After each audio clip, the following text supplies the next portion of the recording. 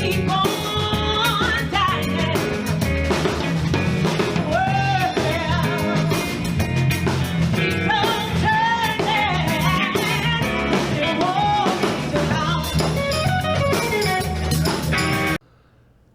good morning. It's October 29th. Welcome to That Saturday Show. I'm your host, Tom Dent. That Saturday Show brought to you by the Albuquerque Center for Peace and Justice, where we strive to create a nonviolent world. On our show today, we're wrapping up our 5-part series on air quality in Albuquerque. We've finally pinned down JoAnne Strother, the director of the Southwest American Lung Association. She has some incredible information to share with us. Elaine Cimino is joining us once again for this Zoom interview.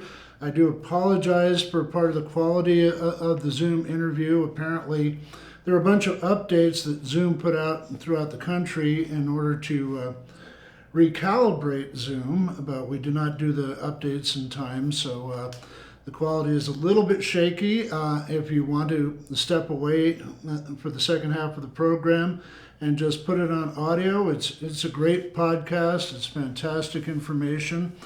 So definitely check that out. Bear with us and treat the second half of the program basically as a podcast unless you want to watch it and see a couple of the glitches that are happening there. We do apologize for that, but it's an incredibly important interview with all sorts of fantastic information. Also on our show, we're honoring the patron saint of the Albuquerque Center for Peace and Justice, the indomitable Sally Alice Thompson, who just turned 99 years old. When she was 91, she walked from Albuquerque to Santa Fe to get money out of politics. She's walked across the United States twice, once for no nukes, once to stop the war. She also did an anti-nuke walk from St. Petersburg, Russia, to Moscow back in '83. She paid off the mortgage on the Peace Center. Her and her husband founded the Albuquerque chapter for Veterans for Peace. She's at every rally, she's at every congressperson, senator, city councilor's door. She collected more signatures from Move to Amend than anybody else in the state.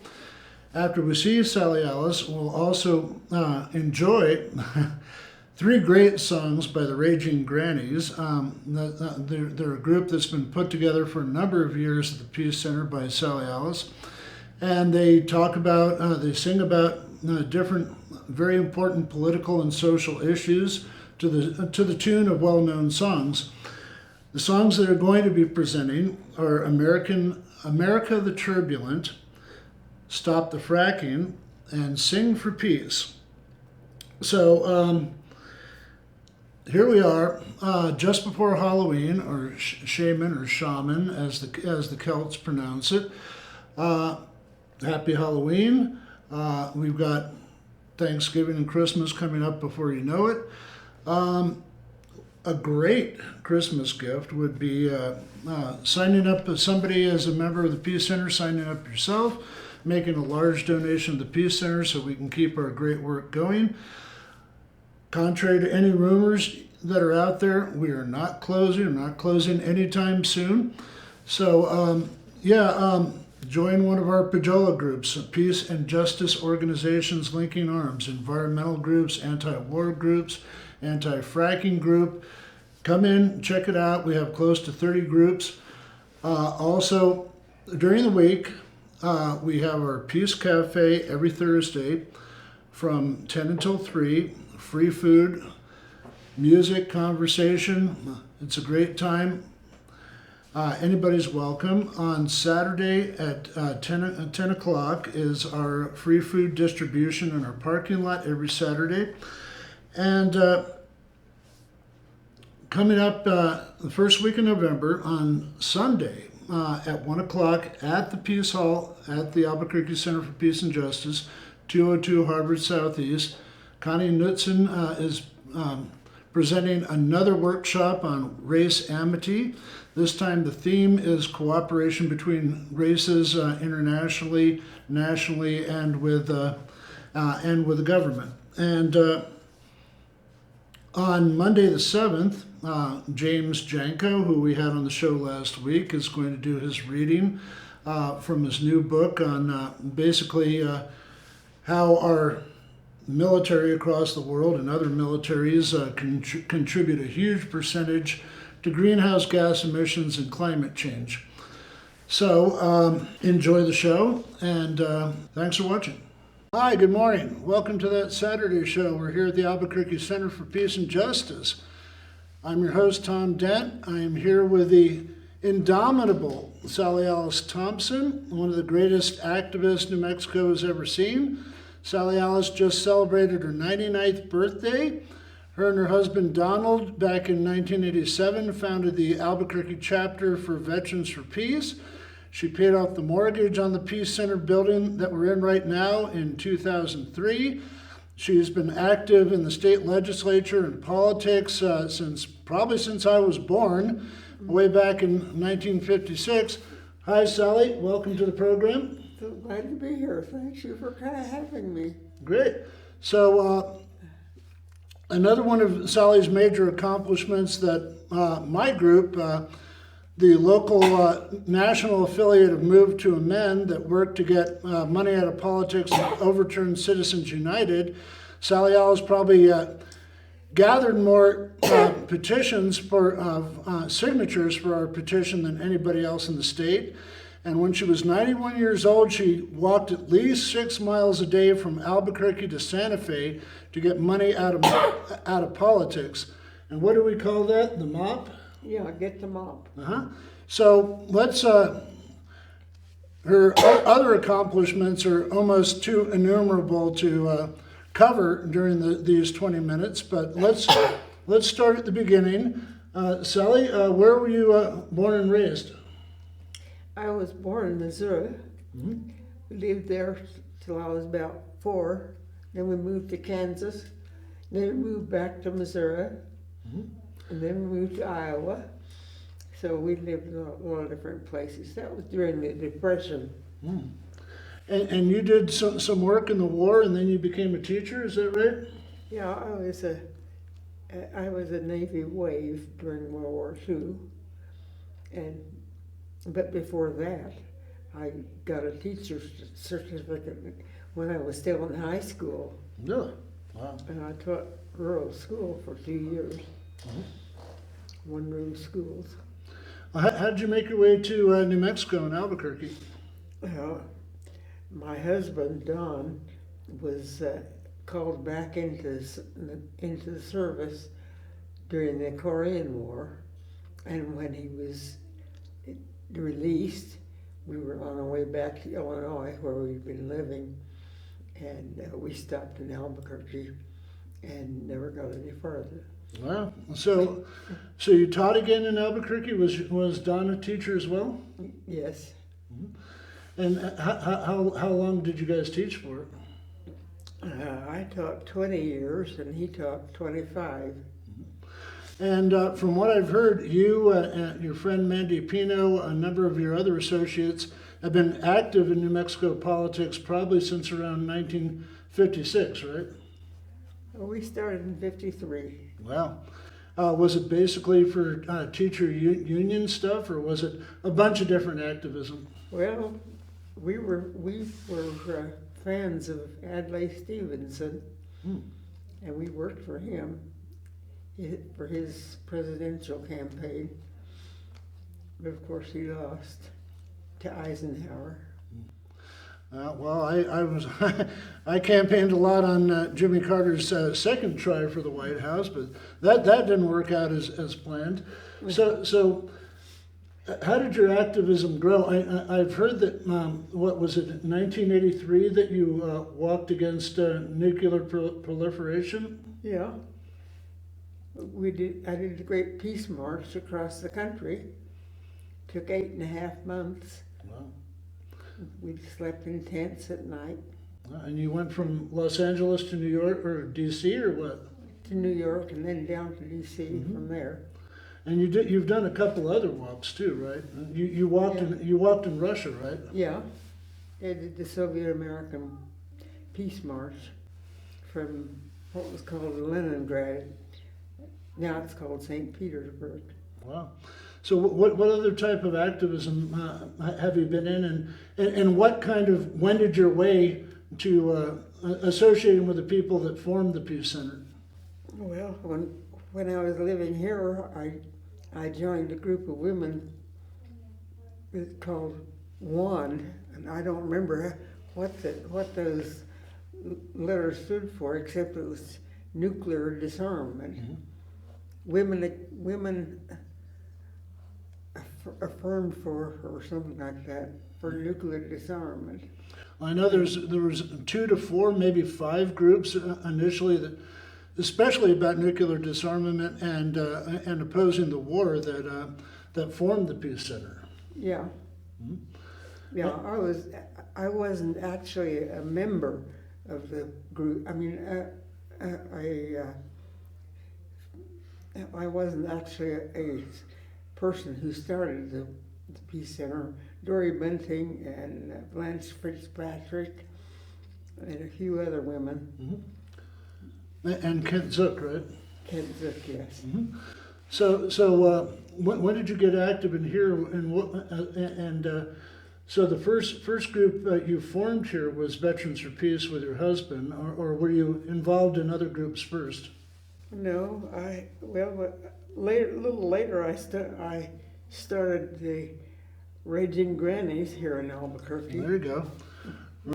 And you're just a national affiliate, right? There's a bunch of different Raging Granny groups across the country, right? All over the country and in other countries too.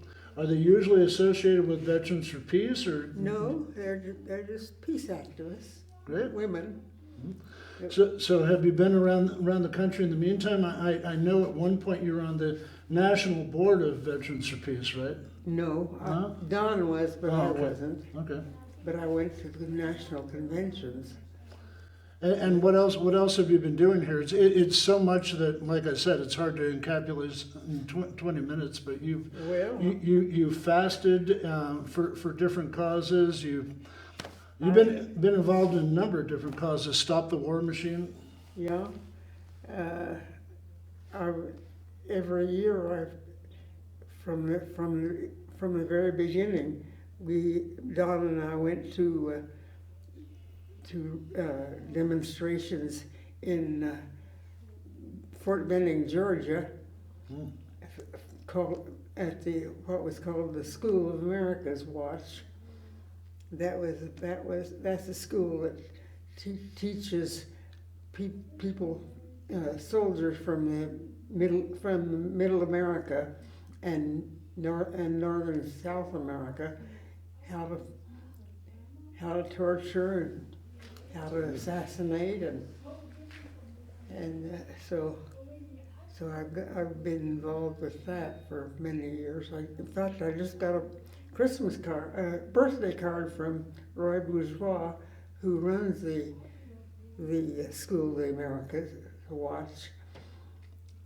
It's not called the School of the Americas anymore because it developed an alternative name called the School of the Assassins, and so the American government didn't like that name, so they changed it to, I've forgotten all the letters, but you couldn't make anything out of it.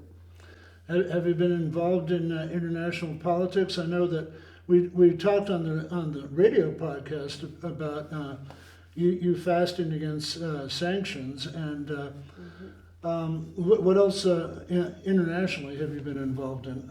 Well, I was the founder of the Albuquerque Ashgabat Sister Cities Committee. Ashgabat is the capital of Turkmenistan. And so I've been to Turkmenistan many times. Wow. And I've been to Nicaragua quite a number of times. Wow, the scope of your work is amazing. What were you fasting about a couple of years ago as far as sanctions? Well, I was so disturbed by the television pictures of children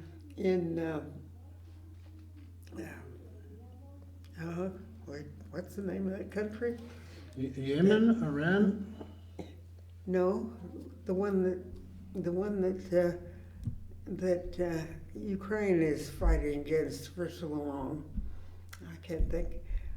Names escape me now. Belarus? No, it's a Middle Eastern country. Yeah. Oh, Palestine? Yemen. Yemen, yeah. Yeah. I'm surprised anybody's still alive in Yemen after them cutting out the food supply and we supplying hundreds of billions of dollars in weaponry to Saudi Arabia. Yeah, and there were humanitarian ships loaded with humanitarian aid right in the ports of Yemen, but they couldn't get in because of the sanctions. So the food rotted and the children starved. That almost reminds me of the embargo and the potato famine in Ireland, where the British were trying to cut everything off, and apparently sultans from northern Africa were trying to ship food to keep the Irish alive back then. Yeah. And what right now, are you involved in anything directly right now? Well, I'm trying to push hard for the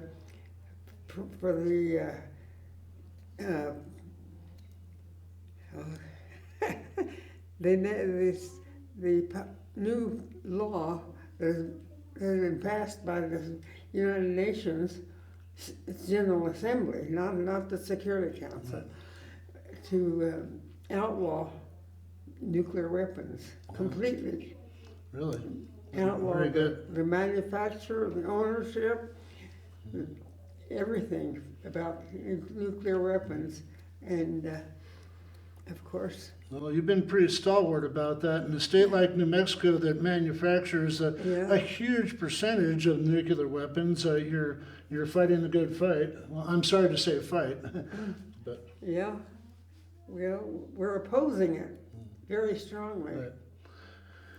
How do you feel about all this nuclear waste that's slated to be trucked into New Mexico from everywhere in the United States? Isn't that outrageous? I know, it's insane. I know that for the 35th anniversary of the Peace Center, you were honored at the Afro-American Performing Arts Center by, and let me see if I got this right, was it Colonel Ann Cole? Ann Wright. Ann Wright, okay. And was she part of the Freedom Flotilla to Palestine along with Medea Benjamin and Code Pink? Yes, and she's a very important member of Veterans for Peace. Cool. Has been for many years. Wow. And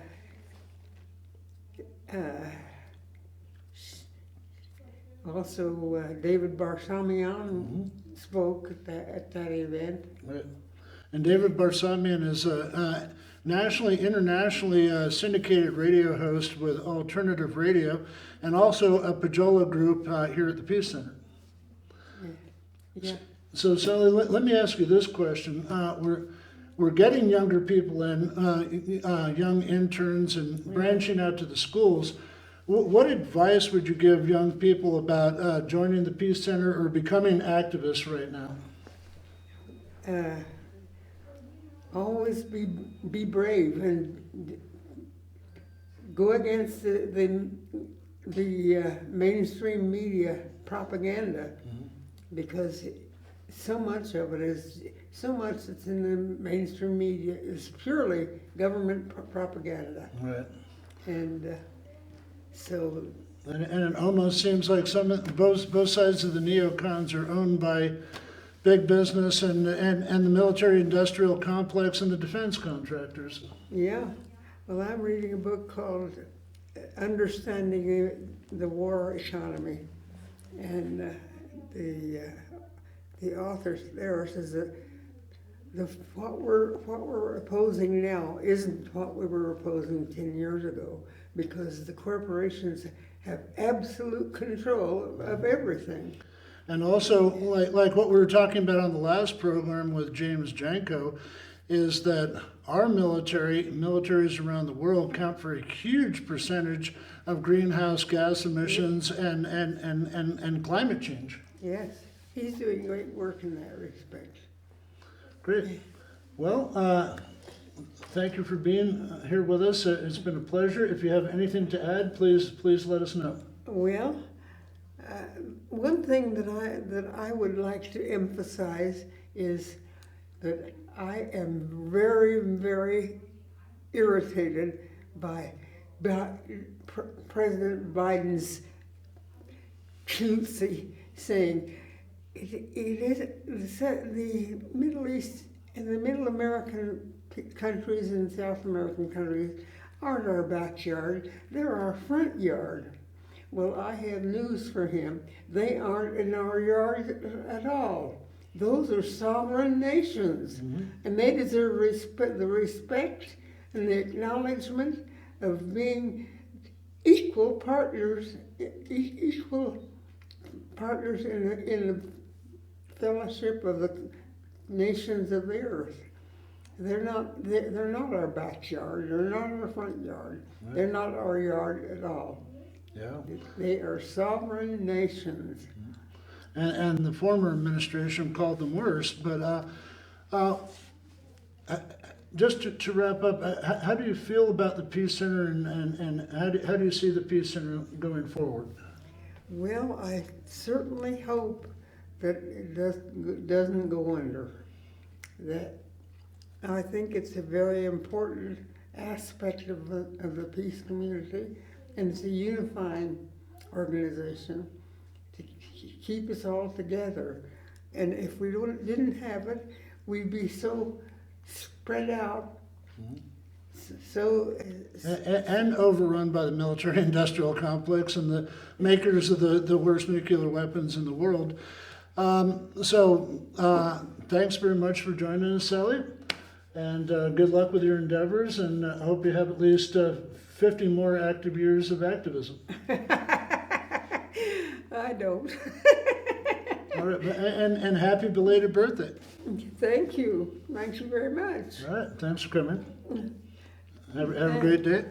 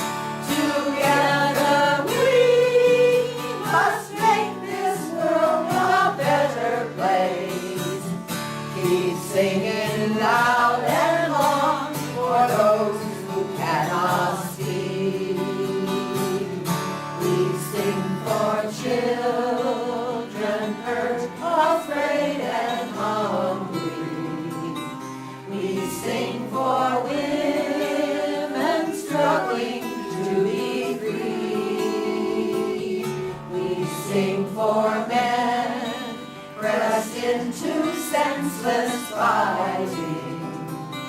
We sing for them and all humanity. So raise your voice with power for the powerless. We'll sing out loud for justice and for peace. Together we will make this world a better place. Keep singing loud and long till all the world is free.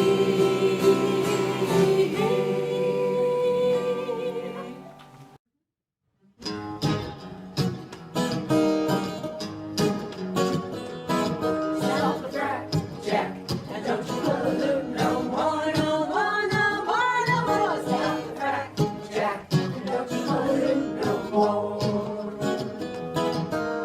Clean water coming out of our wells, but you poison our water so bad you can. You're turning this sick place into a hell, so you better start passing it all out your tail. Stop the track, Jack, and don't you pollute no more, no more, no more, no more. Stop the track, Jack, and don't you pollute no more.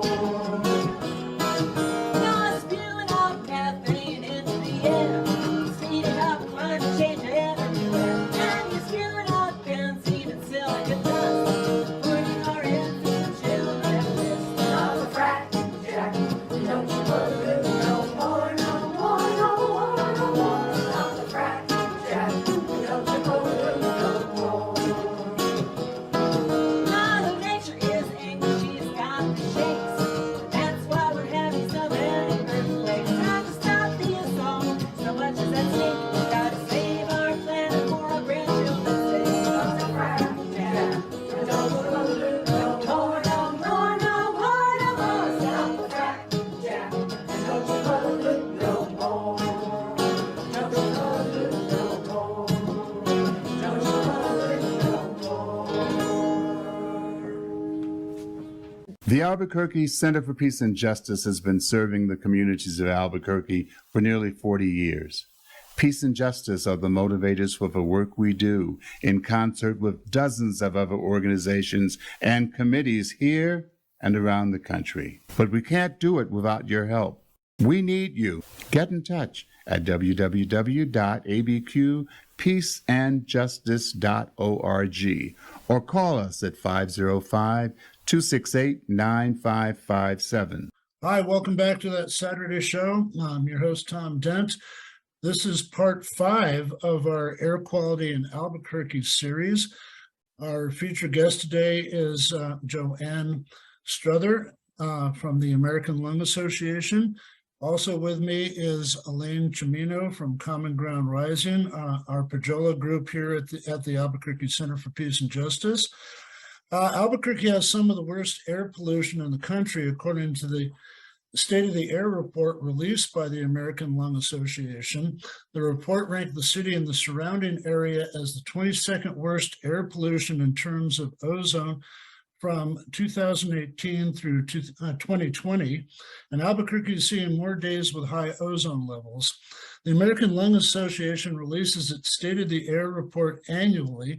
This is the 23rd report. Ozone pollution, sometimes called smog, occurs when oxides of nitrogen and volatile organic compounds react with sunlight. This is generally caused by the combustion of fossil fuels. High levels of ozone can lead to health problems, including respiratory distress. Today on the Saturday Show, we have JoAnne Strother, Senior Director of Advocacy with the American Lung Association. Welcome, JoAnne. Thank you. Great to be here. Cool. Albuquerque transportation, including cars, are a major contributor to the high ozone levels. The American Lung Association has been involved in the rulemaking process underway for a statewide clean car rule. The New Mexico Environment Department has partnered with the city of Albuquerque on the rulemaking process. The Environmental Improvement Board and the Albuquerque-Bernalillo Air Quality Control Board approved the clean car rule. So, JoAnne, could you elaborate on the clean car standards and how this will impact health in Albuquerque and how it helps curb ozone levels? Yeah, sure. So as you mentioned, transportation is the leading source of air and climate pollutants, which threatens our health. When we do a lot of our reports, we look at two of the most widespread and dangerous air pollutants, which are ozone and particle matter, specifically PM 2.5, because it's an extremely fine particle that lodges deep down into the lungs. And so what the Clean Car Rule will do in New Mexico is it requires sales of low emission and zero emission vehicles into the state. So these are vehicles that will be much cleaner when they drive around all over the state. So much cleaner in the fuels they burn, and hopefully if there's zero emission fuels they don't burn, and which will be definitely better for the air in New Mexico. Great. Do you have any figures on how many tons of GHGs this will pull out of the air? I guess that means greenhouse gas emissions. Is that right? Mm-hmm. Yes. Well, when we did our report, so I don't know specifically how this will be in New Mexico and in the new rule, but in March of 2022, the American Lung Association put out a new report called Zeroing In on Healthy Air. And this looks at the widespread public health benefits that are really possible through the transition of zero emission transportation. And so what this looks at, it modeled that if we really switch to zero emission vehicles powered by a zero emission electricity grid, and we looked at years 2020 through 2050. And the public health benefits we see from that just in New Mexico is about 3 billion in savings. So this is avoiding, of course, deaths, avoiding asthma attacks, and also avoiding lost work days that people experience when they have to stay home because the air quality is so bad, or they have an asthma attack, an exacerbation if they have COPD. A lot of people, even healthy people, experience symptoms from poor air quality. Yeah. What about other particulates in the air? I know we have to be very concerned about all the wildfires. We were talking on another program about fire burnings, pellet fire burnings, things like that. Mm-hmm. So when we look at short-term particle pollution spikes, mostly cause some of the events from extreme wildfires. These can be extremely dangerous to our health and sometimes even lethal. And we're really seeing with climate change right now, as it's drier, it's warmer, we're seeing climate change really take effect across the country, across the world, and really here in New Mexico with those wildfires. They tend to be more extreme and have a bigger impact. And in fact, our State of the Air report did see that our particle pollution spikes for short term did get worse in this year's report. We're also seeing across the country more particle pollution than in previous reports. Yeah. So let's talk about air quality monitoring stations. There seems to be a huge lack of them in New Mexico, especially in more rural counties. And also we're talking on another program about they're doing some good in Bernalillo County and Albuquerque, Santa Fe, other places in ground level air quality monitoring. But we're also very concerned about a lot of higher up air quality monitorings, like point of pollution and smokestacks, things like that. Yeah, so our State of the Air report gathers the data from air quality monitors all across the country. And in fact, only 1/3 of counties actually have air quality monitors. And so what you're getting is a small picture of what our air quality and pollution burdens are here across the country, but also in New Mexico, because again, only 1/3 of counties have air quality monitors. So one of the things we do at the Lung Association is we do advocate for more funding for states and at the federal level so that we can have more air quality monitors, so we can really get a better picture on our air quality challenges. Again, we know that this impacts our health. It can lead to asthma attacks and of course COPD, but also lung cancer and eventually premature death. And so those are the types of things we're trying to avoid. And so if we could get a better picture about what our pollution burdens are, hopefully we can find issues to tackle them more and really help clean up the air. Again, like the Clean Cars rule in New Mexico will certainly help to do that. And again, setting higher standards for ozone or particle pollution can also help to do that.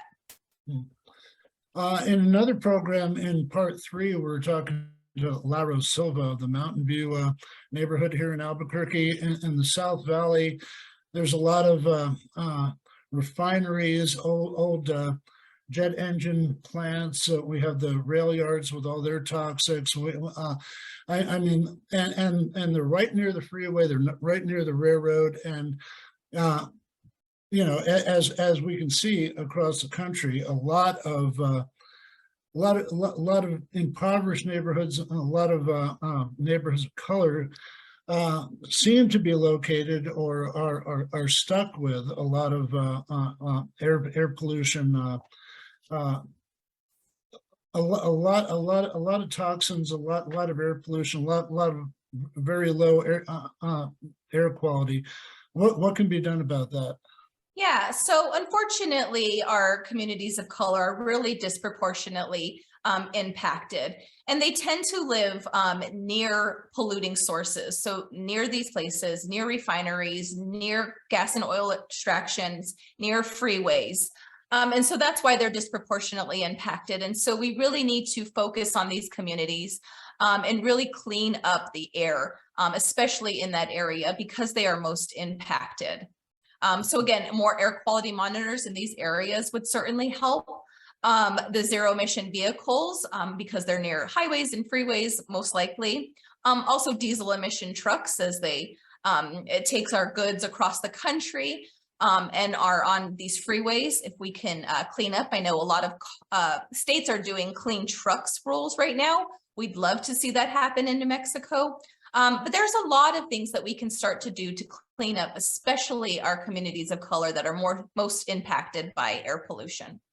Yeah, I know they need help across the country. I mean, almost the entire state of Louisiana is affected by pollution. Like in Arkansas, a lot of these people work for Georgia Pacific, but the toxins get into the river. The air pollution affects their communities. Let me ask you about the ozone precursor rules. Last week, the New Mexico Environmental Improvement Board, which, as I understand it, takes care of most of the non-reservation counties in the state, except for Albuquerque and Bernalillo County, they approved ozone precursor rules to reduce emissions from the oil and gas industry in counties with high levels of ozone pollution. That doesn't include Bernalillo County, which has, like I said, has its own air quality regulatory agency. The Air Board is advocating for the adoption of the World Health Organization Air Quality Index that are more stringent, that set more stringent standards. Do you see a support role for the American Lung Association? Yeah, absolutely. I know that if we can set stronger rules on particulate matter and of course on ozone, and as states, they have to meet that, right? So we can set the standards, but it's really up to the states and the federal government to really do their best to meet these standards. And that's how we clean up air quality. We've now been celebrating 50 years of the Clean Air Act, and the Clean Air Act drove major improvements in air quality. So we know that steps like this really improve the air we breathe. We know policy like this works. And so we'd love to see this happen in New Mexico, and so that we can protect all people from breathing in poor air quality. But really, again, I want to just echo, our communities of color that are so much impacted, children, people with lung disease. These are the people we want to most protect. But again, healthy people can also have symptoms from breathing in poor air quality. Yeah. Elaine, do you want to jump into the conversation? Yeah, I was wondering about the health data and how you collect that, and if you have any specific data with New Mexico and what that's looking like for various counties, like, for instance, San Juan versus Bernalillo versus Lee County.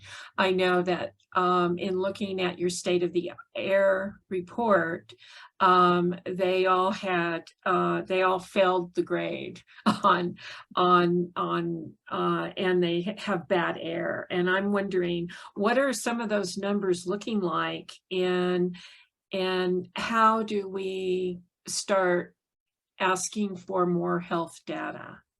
Yeah, so when we do our state of the air report, we do base our data on the census. So this past report was based on the 2020 census. So of course, making sure that we have an accurate count of the census and people taking that is really important to get a whole picture. And so when people can go to state of the air on lung.org and look at their counties and look at people most affected. It does have those population based counties. But for instance, in Bernalillo County, when we're looking at people who have lung cancer, there's about 217 people in the county with lung cancer that would be impacted. People in poverty, about 102,000 people.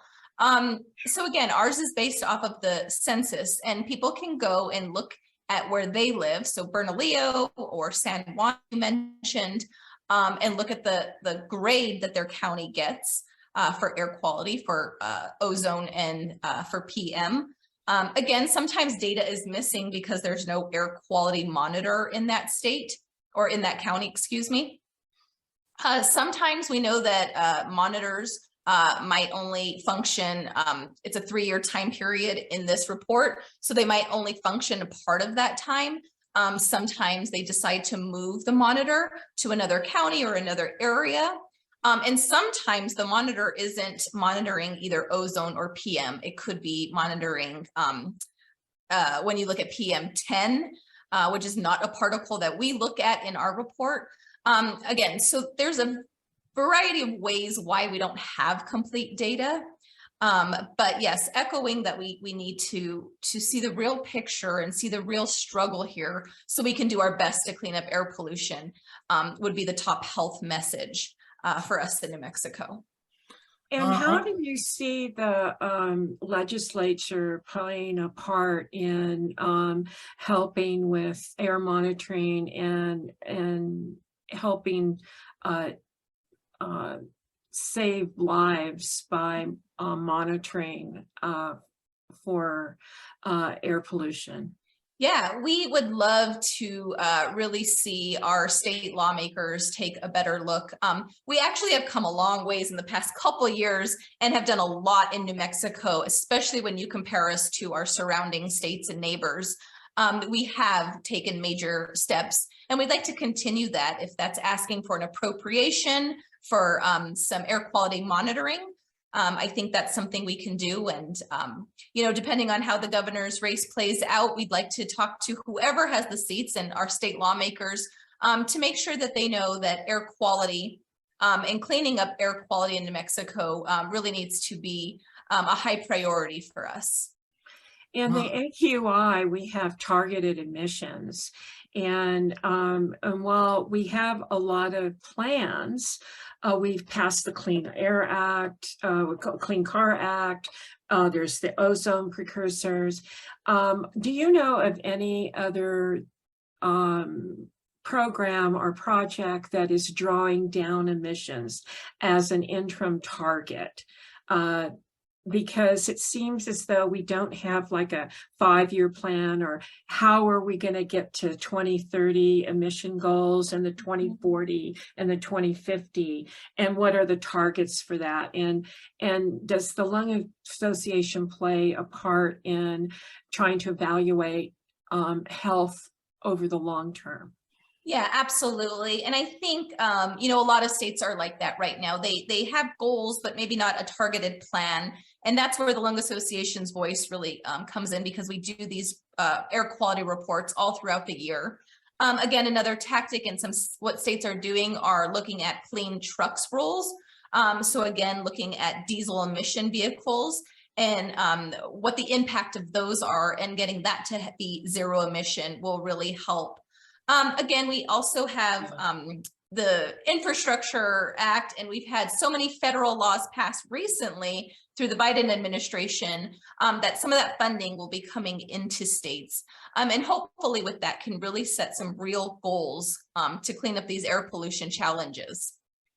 Well, you just answered my question. I was going to ask you about Washington and what can be done there, and what's left up to the states. I guess a perception at one point with the previous administration was that the Clean Air Act, Clean Water Act, maybe even the Environment Department was under siege, under attack, and stuff like that. So apparently it's survived intact. And what else can Washington's Department of the Environment or whatever do to help the Southwest? Yeah, well, I think passing these major bills and these major pieces of legislation, in fact, they're historic. We really haven't seen something like this in such a long time. And it will be so important for the states to really put a plan in place. I know many are talking. There's so many stakeholders across the state that have a lot to say, like the health community, like the Lung Association. But there's other stakeholders that I know are involved, and really talking to some of these key decision makers in New Mexico about how to spend some of this invested money that's coming into the state, what we can do with it, and how that can improve air quality.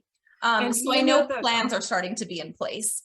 Yeah, do you know how much money New Mexico is slated to receive? I don't know that off the top of my head, but maybe we can get that for. Okay. Another thing we need to ask, as an environmental, as an activist group with a lot of environmental groups under a wing, how can the Peace Center, how can activists across the state? I know that Elaine works with over 12 different groups along with you guys in trying to improve our air quality.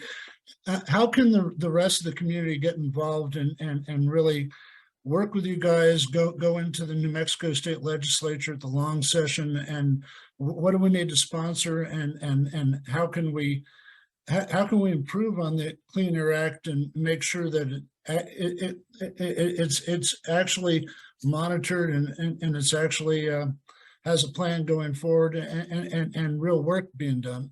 Yeah, I think one of the most important things we can do is use our voice. Right. And so the Lung Association has volunteers all across New Mexico, but we're always looking for and I know other groups are always looking for those people that can tell their story. So that child that has asthma, that's impacted when air quality reaches those unhealthy levels, they have to stay in, they can't go outside and play. Or that person with lung disease that has an exacerbation when those levels reach unhealthy, or even people with lung cancer who really can't enjoy outdoors, again, when those levels get unhealthy. We need those people to come and tell their story and say why it's so important that we need to put air quality at the top priority for us. Again, climate change is only making it harder to clean up. So we have to do as much as we can now, invest in our communities, invest in the state, and really do a better job at trying to tackle our air pollution burdens. And the Environment Department has had its funding cuts in the last legislative session, and we're hoping that with this new funding coming in, that they would receive the amount of money that they need to regulate and enforce some of the rules. Has there been any talk about how much money it would be that people are looking at for monitoring? in the state, Yeah. or any specific monitoring that you're supporting with the Lung Association? Sure. We don't really have a dollar amount. What we know is that we just need more monitoring, right? And so what does that look like in New Mexico, and how can we fix that? We think that agencies definitely need to be made whole. They can't do, an efficient job with less. We need to do more. We need to make sure that they have the proper funding to do that. So that's where the Lung Association voice will be, is to make sure there's funding for this. Whatever we can get definitely will give us a better picture than what we have, and hopefully help us to tackle some of these pollution challenges. Well, does anybody want to add anything? It seems like we've got all the information out there. We need people to contact the American Lung Association, contact Elaine's group, Common Ground Rising. Elaine, what other groups are you associated with that people can directly contact? We're associated with New Energy Economy, with the New Mexico Climate Justice Group, with Yucca Youth United for Climate Action. We have LEAF, the UNM group. We have Los Strodines. We have SWAP, and Indigenous Lifeways, and various other groups as well.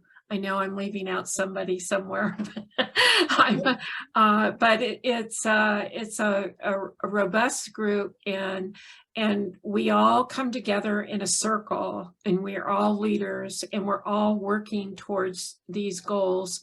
Everybody wants to see more stringent guidelines happen, and they want to make sure, because they are frontline communities. Most of these are environmental justice groups, and their families are impacted by a bad air quality. So I think it's important that people realize the groups that we're associated with and why we're coming forward. I believe that we're tired of the cumulative impacts from all of this, and we need some of these things addressed that have been falling through the cracks. And so this is one of the things that why these groups came together to ask for the WHO AQI. And I know this week we're going to be meeting to discuss what we can do in the short term and what is going to be the long term, because there's a lot of health data that we have to gather, and then come forward with a petition to the air board. So this is, but there are things that we can do that will start educating the public about the state of the air now. What times of day are better to go out in if you have, if you're an impacted group with health and respiratory illness. There's also, they've been talking about doing health alerts when the air gets over a certain measure, so that we could put this on the roadside electric signs that go out. That they did over COVID. They started messaging people driving to start seeing how the air quality is impacting everyone that day. And also in sand and dust storm events that we have often. A lot of times people get stuck on the side of the highway in an event, and we have a good air quality up. And so we need to be more cognizant of what's going on in our environment and how to get that message out to the public. I have a funny little question, and I think it's pretty important. I know that a lot of this ozone, this kind of really nasty shellac type of ozone, is created by people idling their cars too much, or people stuck in traffic jams, or anything like that. Is there any advice on, I guess if if it's warm enough, and you're pulling over to the side to use your cell phone, turn off your car, or does it create just as much of a problem by turning your car on and off?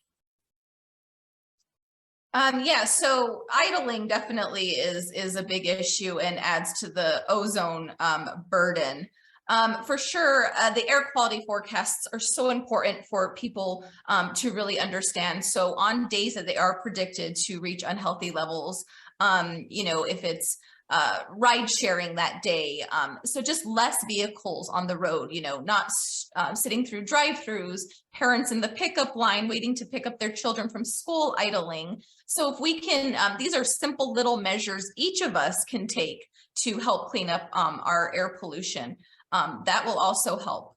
Yeah, so that's something else Bernalillo County and Albuquerque can do is champion rideshare and public transportation. And we definitely have our challenges in this type of car culture in Albuquerque, for instance. Mm-hmm.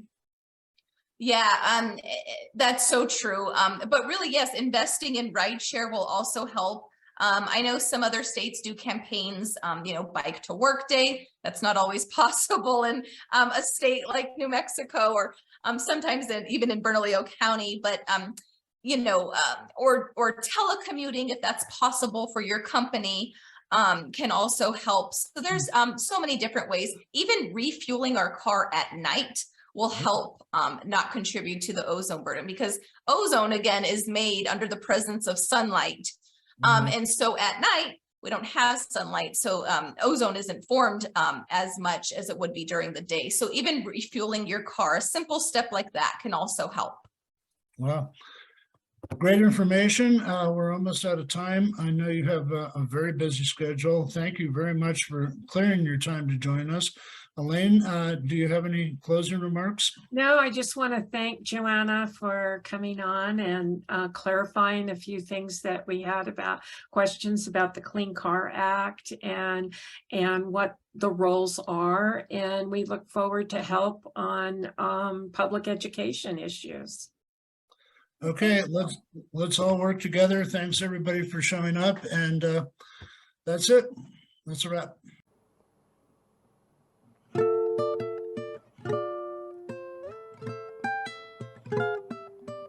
Until the next time, it's time to say goodbye. When you out here in the streets, keep it real, 505. We love everybody, we just want to let you know. Thanks for tuning in to that Saturday show.